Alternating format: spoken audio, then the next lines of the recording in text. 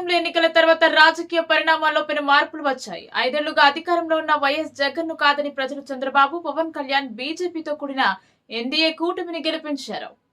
ఆ తర్వాత పాలన మొదలుపెట్టిన ఎన్డీఏ ఏడాదిన్నర పూర్తి చేసుకుంది. అయితే ఏడాదిన్నరలో చాలా లెక్కలు మారిపోయాయి. రాష్ట్ర ముఖ్యమంత్రిగా చంద్రబాబు, ఉప ముఖ్యమంత్రిగా పవన్ కళ్యాణ్, విపక్ష నేతగా వైఎస్ జగన్ అంచనాల మేరకు రాణించేందుకు ప్రయత్నిస్తున్నారు. అయితే ప్రజల తీర్పు ఎలా ఉందో ఒకసారి చూద్దాం.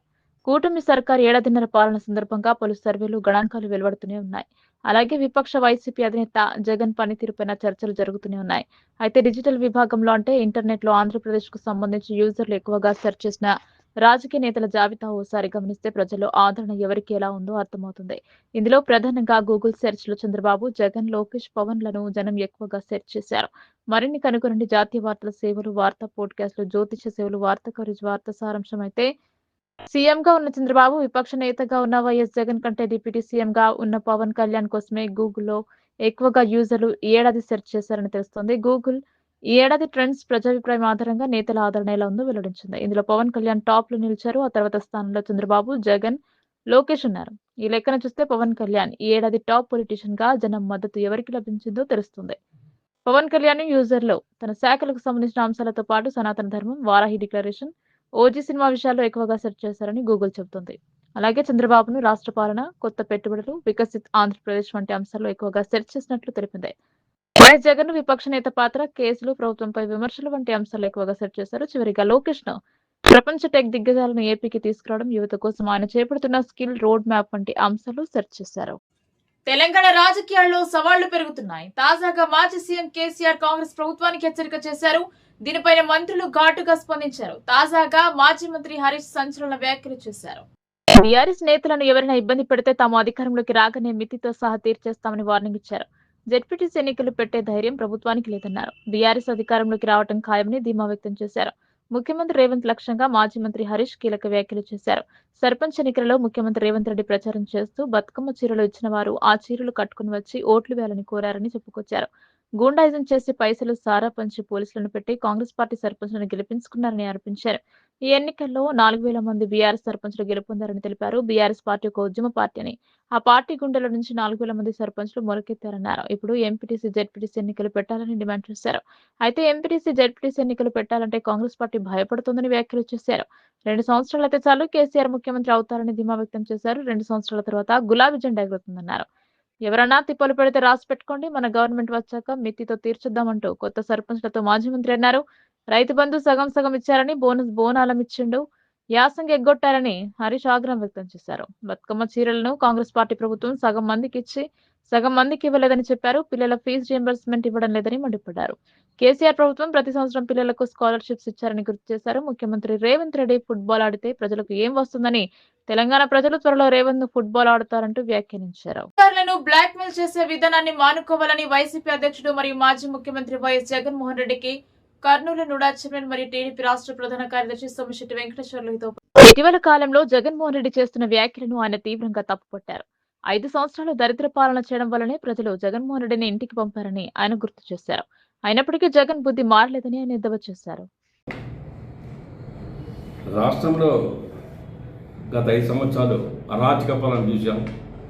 ఒక రాక్షసుడు రాజ్యం ఎట్లా వెళ్తాడో ఆ విధంగా ఒక రాక్షసుడు చూసాం. జగన్మోహన్ రెడ్డి లాంటి వ్యక్తిని, ఈ దుర్మార్గుడు మన ఎన్నికలు 2024 ఓడిపోయినా ఇంకా సిగ్గురాలేదు. అది అట్లా చిత్తు కూడా కొట్టారు. 11 సీట్లు ఇచ్చారు. ఇంకా ఇవాళ నేను అధికారం వస్తాను, నేనే మళ్ళా వచ్చేదాన్ని సిగ్గు లేకుండా బజార్ని ఎక్కడ పడితే అక్కడ మాట్లాడుతున్నావు. పిచ్చి కూతులు మాట్లాడొద్దు, కారు కూతులు మాట్లాడొద్దు. నీవు ఎక్కడ పోయినా అధికారులు ఎందుకు బెదిరిస్తావు? అధికారులు ఏదైనా ప్రశ్నిస్తే నేనే అధికారం వచ్చేది, నేనే ముఖ్యమంత్రి అయ్యేది, మళ్ళా మీ కథ తేలుస్తాను. అధికారులు భయపడిస్తావు, పోలీసు వాళ్ళని భయపడిస్తావు. అదేవిధంగా తెలుగుదేశం పార్టీ వాళ్ళని కూడా పదే బెదిరిస్తున్నావు. వచ్చేది నేనే, మీ కథ తేలుస్తాం, లోపలేసి కీళ్ళు ఇరగొడతాం, మీ అంతు చూస్తామని బెదిరింపు చేస్తున్నావే. నీ ముఖానికి ఇంకా సిగ్గు శర్మం లేదు. మీ నాయకులకన్నా నేను చెప్తున్నా, ఇలాంటి వారిని జగన్మోహన్ రెడ్డి దుర్మార్గుని నమ్ముకొని మీరు రాజకీయాలు చేస్తే మీకు జీవితంలో రాజకీయం అనేది నాశనం అయిపోతారు. రాజకీయ అనర్హులవుతారు. జగన్మోహన్ రెడ్డి పని అయిపోయిందయ్యా. ఇవాళ ఇక్కడ చేతకాక ఆంధ్రప్రదేశ్లో కూర్చొని ఇక్కడ మాట్లాడడానికి వీలు లేక అక్కడ బెంగళూరు ప్యాలెస్లో కూర్చొని తప్పుడు కూతలు మాట్లాడుతూ ఏదేదో నోరు వాగుతున్నాడో ఇలాంటి వ్యక్తిని నేను అనుకుంటున్నా. జగన్మోహన్ రెడ్డి, నీవు మళ్ళా అధికారం వస్తావా, నీ జీవితంలో వస్తావా, చంద్రబాబుని జైలు వేస్తావా, ఇంకా కొంతమంది జైలు వేస్తావా? తిక్క తిక్క మాటలు మాట్లాడదు. తుగ్లక్ మంత్రిగా, తుగ్లక్ సీఎంగా పనిచేసావు నువ్వు. ఒక్కరన్నా ఏ నాయకులైనా సరే ప్రజల్లో 5 కోట్ల ఆంధ్ర ప్రజానీకానికి అడుగు, నీవు తుగ్లక్క కాదా? నువ్వు మంచి రాజకీయం చేసావా, లంగ రాజకీయాలు చేసావా? నీవు రాష్ట్రాన్ని అధోగతులు చేసి దివాలా వేయించి సర్వనాశనం చేసి ఈరోజు మళ్ళా రేపు అధికారం వస్తా, చేస్తా, పూస్తా, నీ అంతు చూస్తా. ఏంది నీ ముఖానికి వచ్చేది? నువ్వు అధికారం వచ్చేది సత్యలేదు. నిన్న సత్యల నీ శిష్యుడు మొత్తం నిన్ను లాగేసి మొత్తం డబ్బంతా కొట్టేసినోడు, ఒక దొంగ, ఒక చోరుగాడు. ఆయన నిన్న ప్రెస్సులు ఎక్కడ మాట్లాడినాడు, ఖచ్చితంగా వైఎస్ఆర్ పార్టీ అధికారం వస్తుంది, మేము గెలుచుకునేది 200 సీట్లు అంటాడు. ఇది ముఖానికి ఆంధ్రప్రదేశ్లో ఉండే 175 సీట్లు, 175 ఇది 200 సీట్లు 25 ఎక్కడి నుంచి వచ్చినాయి? ఇటువంటి చాతగాని దద్దమ్మలు పార్టీలు పెట్టుకుని నీవు రాజ్యాన్ని నడుపుతావా? నీవు రాజకీయ అనర్హుడువయ్యా. రాజకీయ పార్టీ ఇంకా బంద్ చేయి. ఈ రాష్ట్రంలో చంద్రబాబు నాయుడు తప్ప ఇంకా ఏ రాజకీయ పార్టీ ఇక్కడ రాదు. పవన్ కళ్యాణ్, బీజేపీ, మేము కూటమి తప్ప ఈ రాష్ట్రంలో మొగోడే లేడు. ఇంకా చంద్రబాబు ఉన్నంత ఎవరు కూడా ఏమి చేయలేడు. మా లోకేష్ ఎన్ని పరిశ్రమలు తెస్తున్నాడు చూడండి. మా లోకేష్ ఇలా చిన్న వయసులో కూడా ఇలా పెద్ద పెద్ద పరిశ్రమలు తెచ్చి ఇలా రాష్ట్రాన్ని అధికారంలో ఉండి చంద్రబాబు నాయుడు, పవన్ కళ్యాణ్, మా యొక్క లోకేష్ బాబు ఉర్రూత లూగిస్తూ ఇవాళ పెద్ద పెద్ద పరిశ్రమలు ఆంధ్రప్రదేశ్కి వస్తున్నాయంటే కూటమి ప్రభుత్వం మీద నమ్మకం, చంద్రబాబు నాయుడు పేరు ఒక నమ్మకం. అందుకే ఇవాళ మా ప్రభుత్వం మీద నమ్మకంతో ప్రతి పరిశ్రమలు వస్తున్నాయి. ఇవాళ ఆదాయం పెరుగుతుంది. ఇవాళ ఆదాయం ప్రభుత్వానికి పెద్ద పెద్ద మొత్తాలు వస్తున్నాయి. అందుకే ఇవాళ ప్రజలకు ఇచ్చిన వాగ్దానాన్ని సూపర్ సిక్స్ ఇవాళ సక్సెస్ చేసి బ్రహ్మాండంగా ఇవాళ ప్రజల ముందుకు తీసుకుపోయినటువంటి మా నాయకుడు చూసి నేర్చుకో దుర్మార్గుడా. నువ్వు మళ్ళా వస్తాడని అవ్వా, నువ్వు ఎక్కడొస్తావు మాకే తెలియదు. ఇవాళ నీ నోటు అన్ని తప్పుడు కూతలు, పెనాయిల్ వేసి కడుక్కో. పెనాయిల్ వేసి కడుక్కుంటే నోరు ఇంకా బాగుండదు నీది. నీకు మాట్లాడడానికి చేత కాదు, ఎక్కడ మాట్లాడే ఏమీ తెలియదు. ఎక్కడొచ్చినా గలాటలే, ఎక్కడొచ్చినా కొట్టాడలే. నీవు వచ్చేది రాష్ట్రంలో అడుగు పెడితే వచ్చారని ఆయన ఈ రాష్ట్రంలోకి మళ్ళీ ఒక దూత వచ్చింది, దరిద్రుడు వచ్చాడు అని ఒక ప్రతి ఒక్కరికి అలవాటైపోయింది. ఈ దరిద్రుడు మళ్ళీ ఆంధ్ర రాష్ట్రంలో అడుగు పెట్టాడని. అందుకే ప్రజలంతా విజ్ఞప్తి చేస్తున్నా, ఇలాంటి దుర్మార్గులు నమ్మి పొరపాటు మనకు ఓటు వేసినా సర్వనాశనం అవుతాం. తప్పుడు కూతలు కూస్తున్నాడు. ప్రజలందరూ గమనించాలి. జగన్మోహన్ మళ్ళీ అధికారం వస్తాడంట పాపం చెప్తున్నాడు.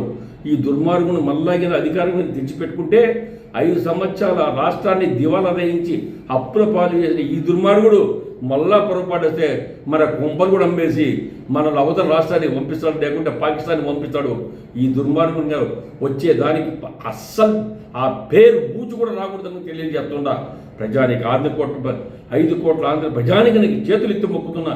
ఈ దుర్మార్గుడు లాంటి దుర్మార్గుడు ఈ రాష్ట్రంలో పుట్టడమే ఒక శనిగ్రహం. ఈ శనిగ్రహం ఎప్పుడెప్పుడు పోతుందని అని ప్రజలు కోరుకున్నారు. 5 ఏళ్ళు గత ప్రభుత్వంలో. ఈ 5 సంవత్సరం మీరు ఖచ్చితంగా దాన్ని ప్రజలంతా నమ్మి కూటమి ప్రభుత్వాన్ని ఓటు వేసి చంద్రబాబుని గెలిపించారు. మళ్ళా ఈ దుర్మార్గుడు రాకుండా, ఈ రాష్ట్రంలో అడుగు పెట్టకుండా ప్రజలు ఎదురు తిరిగి ఈ దుర్మార్గుడికి తగిన గుణపాఠం నేర్పుతారని విజ్ఞప్తి చేస్తున్నాను. 2025లో ప్రపంచ గమనాన్ని మార్చిన కీలక పరిణామాలు అనేకం సంభవించాయి. ఈ సంవత్సరం అంతర్జాతీయ రాజకీయాల్లో ఓ పెరుమార్పుగా నిలిచిపోయింది. సుదీర్ఘ కాలంగా సాగుతున్న యుద్ధాలు, కొత్తగా తలెత్తిన దౌత్యపరమైన ఉద్రిక్తతలు, ప్రపంచ ఆర్థిక వ్యవస్థను కుదిపేసిన వాణిజ్య వివాదాలు ఈ ఏడాది ప్రధానంగా వార్తల్లో నిలిచాయి. 2025లో ప్రపంచాన్ని పునర్నిర్మించిన ఆ ప్రధాన ఘట్టాలేమిటో ఇప్పుడు చూద్దాం. 1. Donald Trump reentry. నవంబర్ 2024 ఎన్నికల్లో ఘన విజయం సాధించిన తర్వాత డొనాల్డ్ ట్రంప్ జనవరి 2025లో అమెరికా 47వ అధ్యక్షుడిగా బాధ్యతలు చేపట్టారు. ఆయన రాకతో అమెరికా విదేశాంగ విధానంలో భారీ మార్పులు వచ్చాయి. అమెరికా ఫస్ట్ నినాదంతో ఆయన తీసుకున్న నిర్ణయాలు మిత్ర దేశాలతో పాటు శత్రు దేశాలను కూడా ఆలోచనలో పడేశాయి. 2. భారత్ పాక్ మధ్య తీవ్ర ఉద్రిక్తతలు. ఆపరేషన్ సింధూర్. ఏప్రిల్ 22న జమ్మూ కాశ్మీర్లోని పహల్గాంలో ఉగ్రవాదులు జరిపిన కాల్పులో 26 మంది పర్యాటకులు ప్రాణాలు కోల్పోయారు. దీనికి ప్రతీకారంగా మే 7వ తేదీన తెల్లవారుజామున భారత సాయుధ దళాలు ఆపరేషన్ సింధూర్ ప్రారంభించాయి. పాకిస్తాన్ పాక్ ఆక్రమిత కశ్మీర్ POJKలోని 9 ఉగ్రవాద స్థావరాలపై భారత్ క్షిపణి దాడులు నిర్వహించింది. దీంతో ఇరు దేశాల మధ్య సరిహద్దు ఉద్రిక్తతలు పతాక స్థాయికి చేరాయి. 3. ముగింపు లేని రష్యా ఉక్రెయిన్ యుద్ధం, రష్యా ఉక్రెయిన్ మధ్య ఘర్షణ 2025లో కూడా కొనసాగింది.